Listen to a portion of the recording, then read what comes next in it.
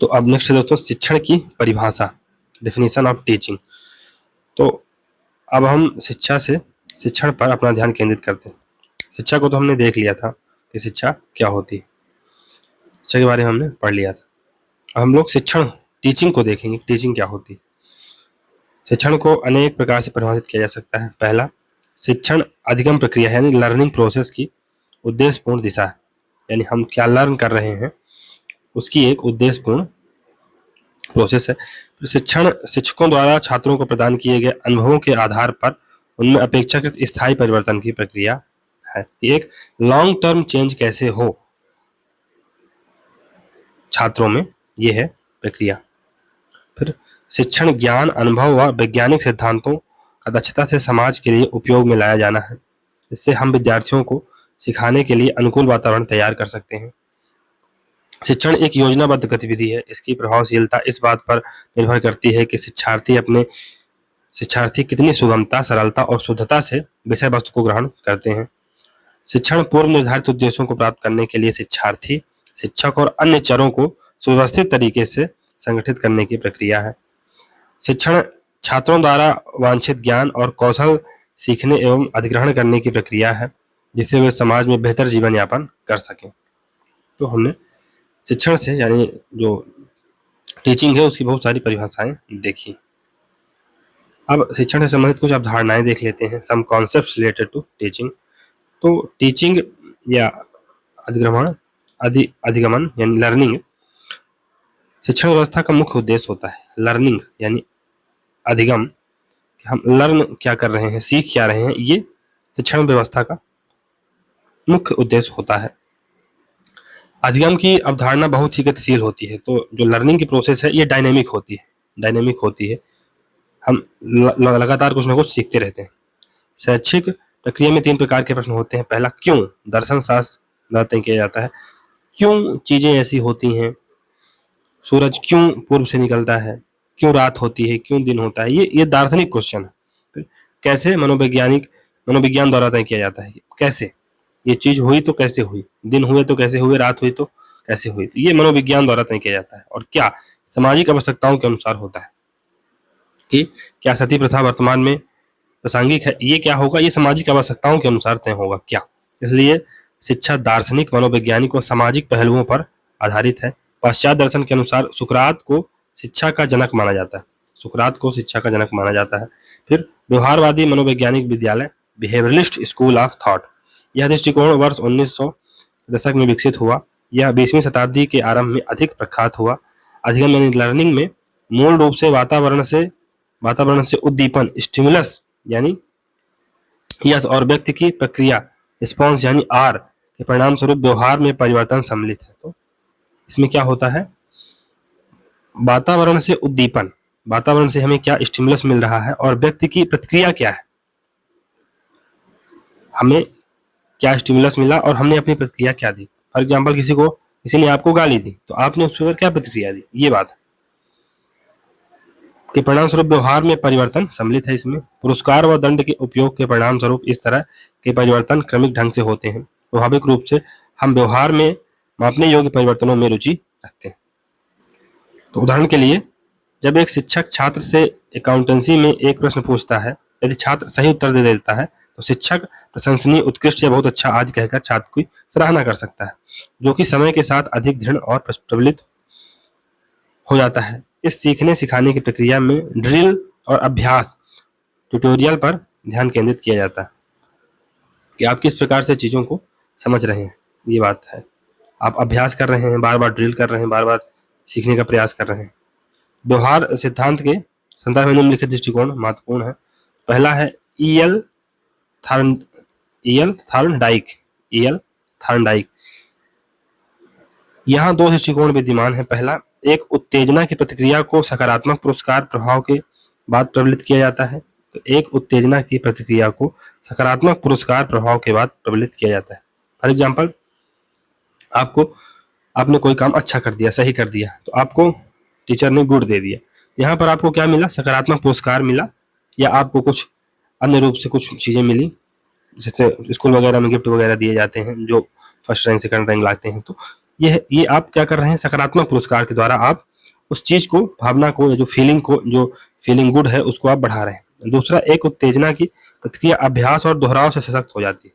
तो अगर आप कोई काम बार बार कर रहे हैं, अगर बार बार आप कोई गलती कर रहे हैं और आपको सुधारा जा रहा है, तो आप धीरे धीरे आप उस चीज का अभ्यास करेंगे और दोहराव करके उसको सुधारने का प्रयास करेंगे। सीखने का यह दृष्टिकोण ड्रिल और अभ्यास कार्यक्रमों के समान है।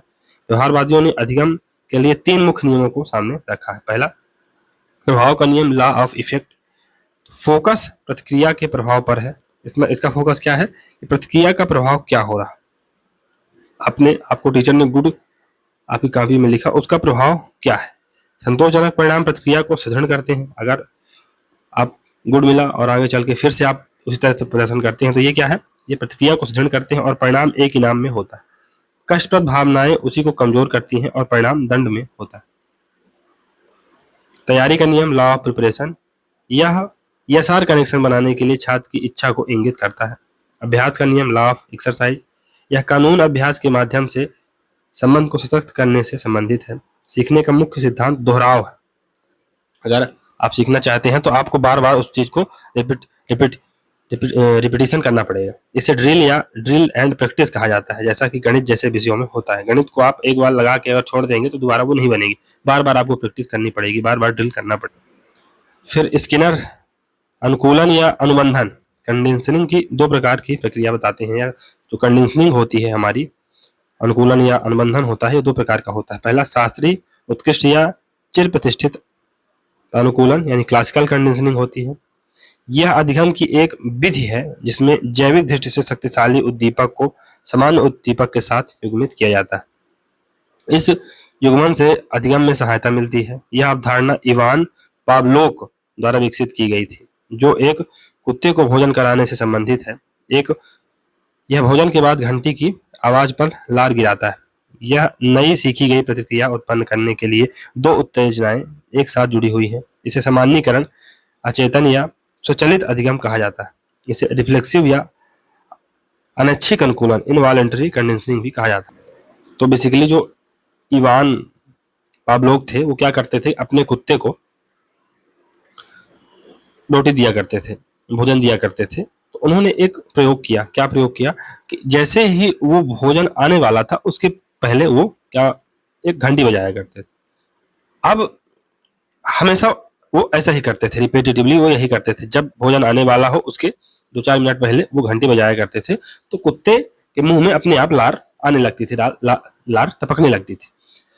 एक दिन क्या हुआ कि उन्होंने क्या किया, तो ये क्या है, क्लासिकल कंडीशनिंग की कोई घटना होने वाली है, आप अभी से मान लो भूख लगती है तो हमें तुरंत पता चल जाता है और हमारे अंदर जो हार्मोन है वो एक्टिव हो जाते हैं और हमें भोजन दिखाई देता है। तो ये है क्लासिकल कंडीशनिंग, ये हमें कोई बताता नहीं है ना। जब हमें चोट लगती है तो दर्द होता है तो हम कुछ उपचार देखते हैं, ये क्लासिकल कंडीशनिंग है जो शुरू से ही हमारे दिमाग में बोला गया। एक बच्चे के दिमाग में भी एक कंडीशनिंग होती है कि जब भूख लगनी है तो भूख अगर लगी है तो रोना।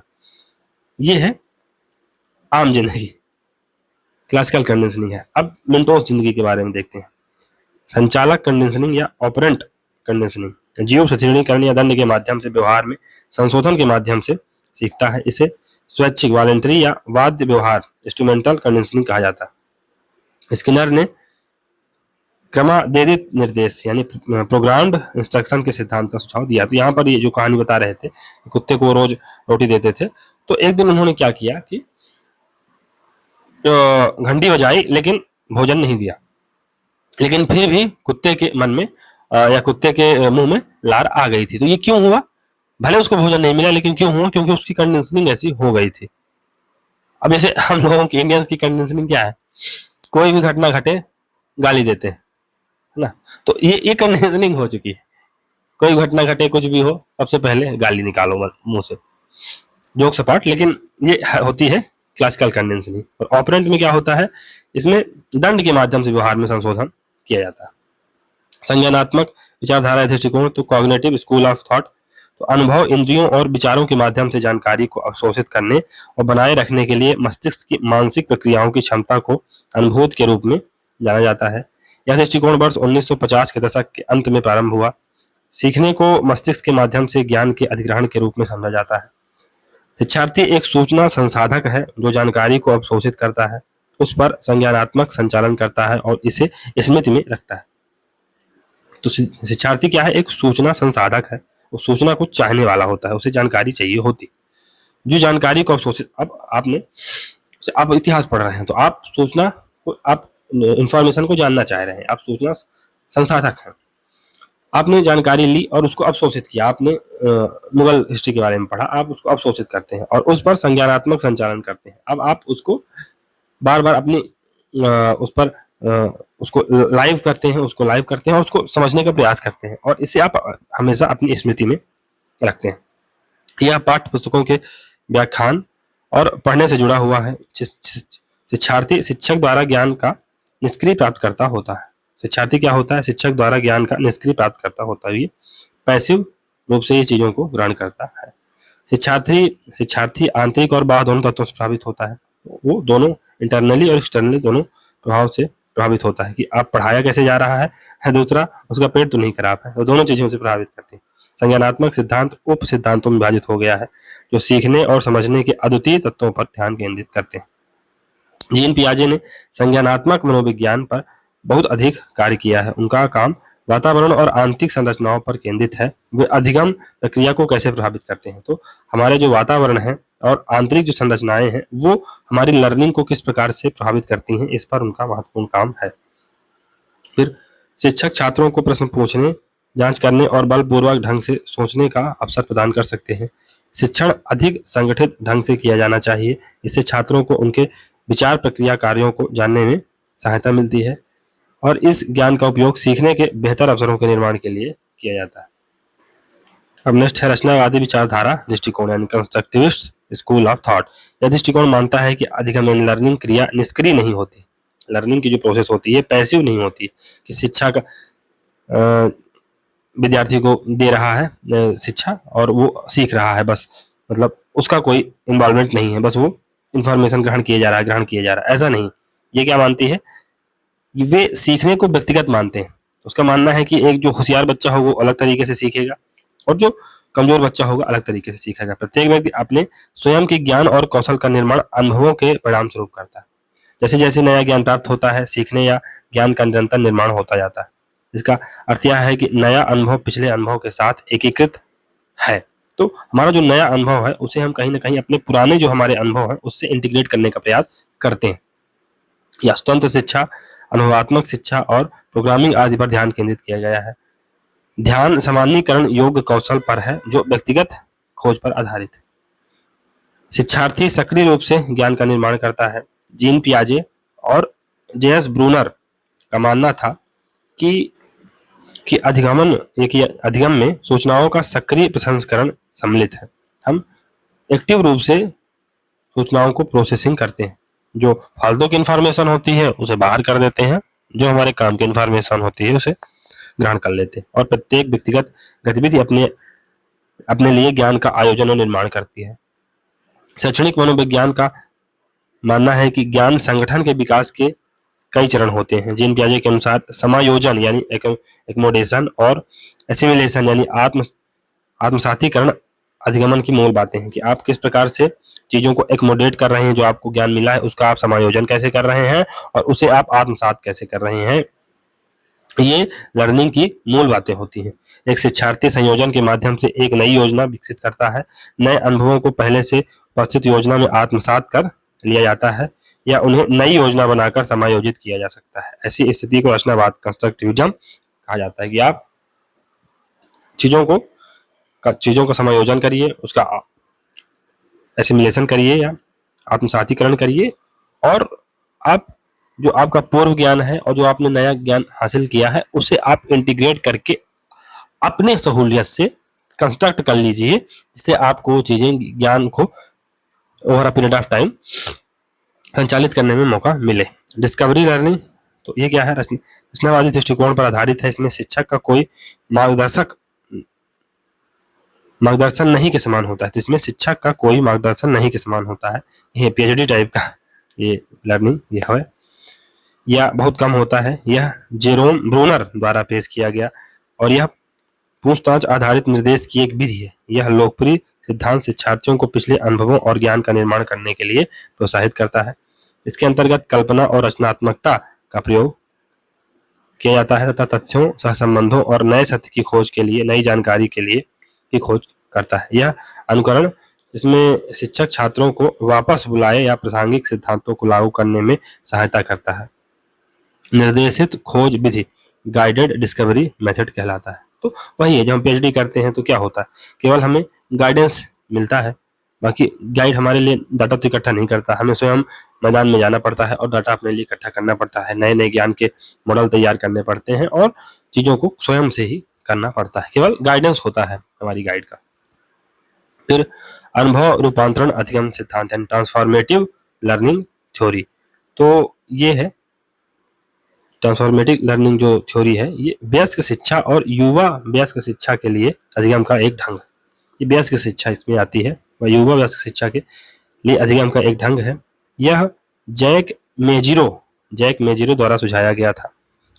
टीएलटी इस विचार पर केंद्रित है कि शिक्षार्थी नई जानकारी या सूचना के आधार पर अपनी सोच को समायोजित कर सकते हैं।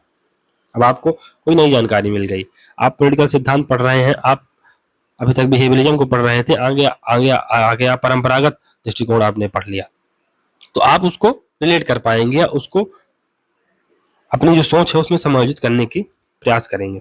वयस्कों के पास अपने पिछले अनुभवों से जुड़े महत्वपूर्ण शिक्षण और खोजने की सीखने के अवसर हैं, उनके पास महत्वपूर्ण प्रतिबिंब हैं और समीक्षा से उनकी समझ में परिवर्तन हो सकता है।